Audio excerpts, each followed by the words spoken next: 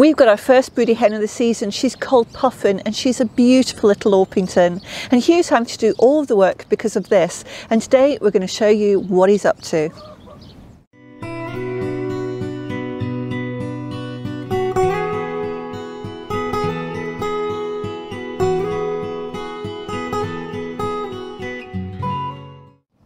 Welcome to English Country Life. My name's Fiona and together with my lovely husband Hugh, we run a small holding homestead here in Lincolnshire in the UK, and it is the flatlands, so there's quite a lot of wind and my hair's going to do some crazy things, but you know, please forgive me. As you can see, I've still got my broken leg in the beautiful red cast, but I've now paired it with these great gloves, and these make it easier for me to use the crutches. Now the cast should come off next week, but in the meantime Hugh is having to do all of the work. These gorgeous orange hens behind us are Buff Orpingtons, and they naturally go broody, and we've got our first broody hen of the season. She's called Puffin and she's beautiful, and we're going to walk you through what we do to make sure that Puffin has the best conditions to raise the healthiest chicks at the end of the process, because although there is a natural process and they make amazing mothers, we want to do the best we can for our hens.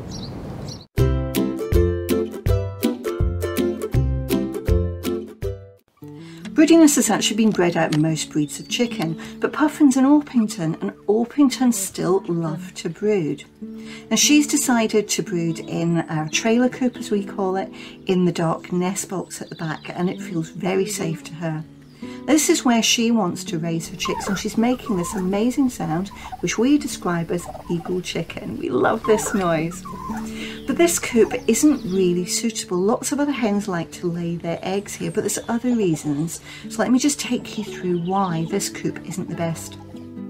The coop has a very, very steep ramp at the front, and this is something which tiny chicks are going to struggle with, to get up and down this ramp to get into the coop. So that's the first reason it's not suitable. And the second reason is we could have scuffles with other hens as they try and lay in the nest box. They could actually break eggs, or they could actually hurt Puffin. And this is one of our other hens from a previous year actually being dragged off the nest by another chicken, and we don't want that to happen. We're moving Puffin to a large Nestera Ground Coop. It's set very low to the ground, which makes it perfect for chicks because they can easily get up that very shallow ramp to get inside. And because it's made of single sheets of 9mm recycled plastic, it means that we can take the entire roof off or the entire back of the coop to be able to get in and help Puffin and any chicks that hatch during the brood process, so that we can take better care of them. Now we do sell these coops in our online store, englishcountrylife.com, and there's a discount code in the description down below. Or if you're in the US or the EU, there's also a link which will give you money off. The coop is also in a separate enclosure, and this is one of our Garden Life Direct walk-in runs. And it means that Puffin has got access to an outside area for the short period of time every single day that she'll be off the nest.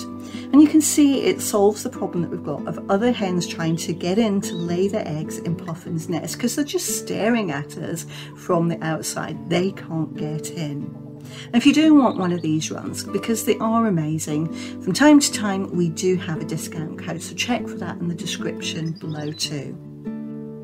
As an alternative, what we do with some other coops, and this is a Nestera wagon coop that Una was in last year, we'll actually fence the area off so that they have the opportunity to brood and incubate their eggs, but also once the eggs have hatched, they've got a short period of time, which is 24 to 48 hours, where they can be in an outside area with the chicks, get the chicks used to being outside before they're actually introduced to the flock as a whole.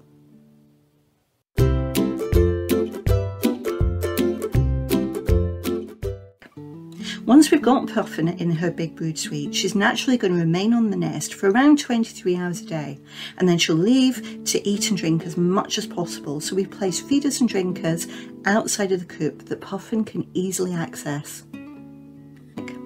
As Puffin isn't in the wild and she's in a coop in our orchard, what we want to do is place food and water in easy reach for her inside the coop too. As Puffin has chosen not to brood in the nest boxes, we can then use these nest boxes as a convenient place to put another small feeder and drinker inside. And she might not use them, she may choose just to use the outside feeders, but we put them in as an additional support.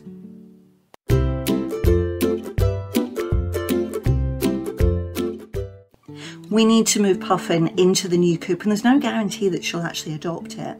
And she's been sitting on some rubber eggs in the trailer coop, and this will actually come across with her, so it'll make her more likely to create a nest.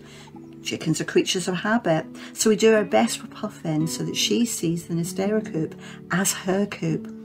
Our best chance of doing this is for Hugh to actually move her before roosting time, and you can see actually Hugh's doing all of the work, as I said right at the beginning. The hope is that as soon as it's dark she'll settle down, and by the time she wakes up at dawn she'll have the first 12 hours inside the coop.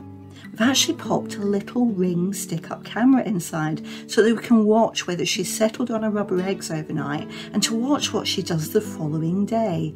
I mean, ideally we want her to sleep on top of the rubber eggs, and thankfully this is exactly what she does. And we actually don't open the coop the following day till 1 hour before roosting time either.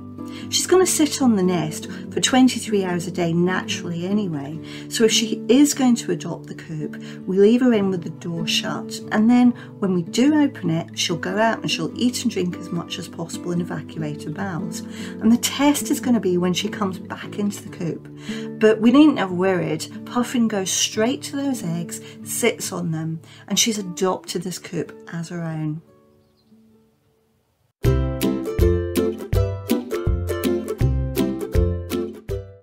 Now that we know that Puffin is fully committed to our new brood suite, Hugh's going to give Puffin some fertilised eggs so we can start the whole incubation process. Now, she has been wearing a chicken saddle, and that reduces the amount of feather wear from the rooster treading her. But because she's in this coop and run completely separate from the roosters, she doesn't need it anymore. So to make her more comfortable, Hugh removes it.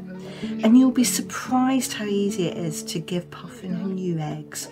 And the first thing we do is just close the coop. Hugh lifts her out. He pops the new eggs in.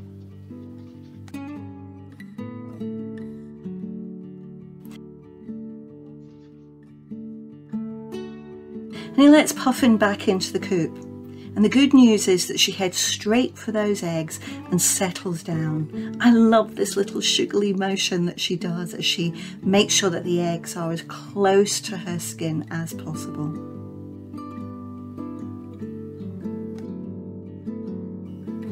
You might have noticed that we've only given Puffin 6 eggs to sit on. And yes, we are aware that that's a small number, but she's a first-time broody. We actually don't know how she's going to cope, and we're not certain whether she'll sit on the eggs properly. So until we are certain, what we're going to do is we put a number of eggs in an incubator and run them in parallel along the side. So they go in the incubator on exactly the same day as Puffin gets her eggs. Once we're certain Puffin's fine, she'll get more eggs to incubate.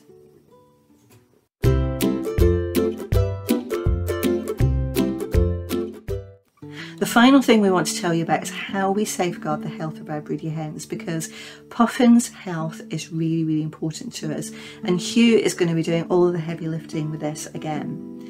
And this is because they sit on the nest for up to 23 hours a day and they can't eat as much food during the brood period, so they are going to lose some weight. And what Hugh needs to ensure is that Puffin doesn't lose so much weight that she ends up being underweight.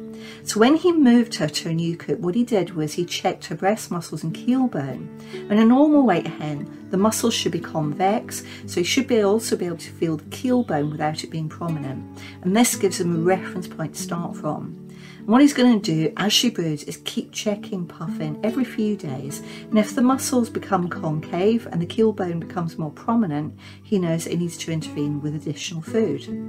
Hugh does take additional measures to ensure that it doesn't get to that point, and this is where poop is his friend. Yeah, I really did say that. Poop is Hugh's friend at this point, because broody hens won't poop in the coop near the nest.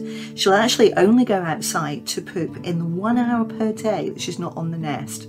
So he'll check the outside run every single day because she's the only hen in there. If there's poop, she's been out. If there isn't, she hasn't, and the likelihood is she's not eating, or if she is eating, she's certainly not eating enough. So he'll encourage her by giving her some warm mash made with growers' pellets with some warm water poured over the top. And the aroma normally entices most hens, particularly if they don't need to move from the nest to eat it. And as you can see in this case, she absolutely wolfs it down. She loves it. Well, that's the lovely little Puffin all set up in her brood coop, and Hugh's done an amazing job. She's taken to it like a duck to water. And don't forget to have a look at our UK store, because most of the things which we're featuring in this video are featured in our store. Now, if you're a worldwide customer, check the offers we've got there too, and there is a great Garden Life Direct offer, as we said earlier in the video. Now, if you have liked the video, do take a moment and give us a thumbs up down below. If you're not already a subscriber, hit subscribe and the bell icon. Come and join us. You'll get to know of every new video as soon as it's published, and that is a completely free service. If you've got a question for us, just pop it in the comment section and we will get back to you as soon as possible. But for now, thanks for watching, and we look forward to seeing you next time.